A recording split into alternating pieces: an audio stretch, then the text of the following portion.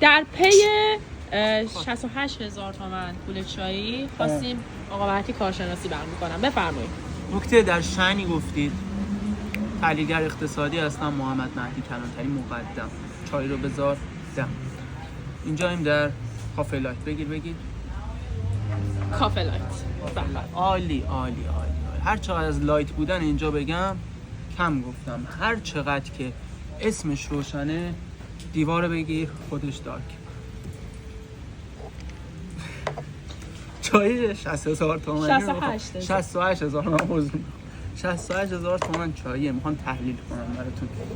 اول از بوی فوق‌العاده این چای براتون میگم که مشخص لاهیجانه، خیلی هم لاهیجانه.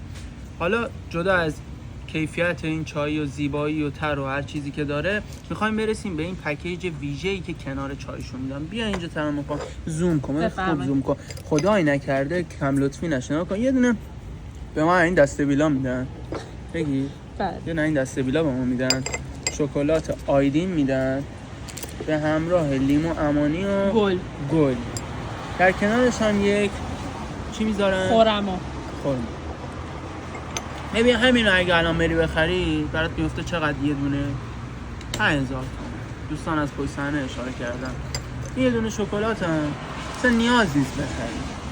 خب میای تو مجالس آقای امام زمان شرکت اینو پرت میکنن رو سرت، این رایگان برات میفته.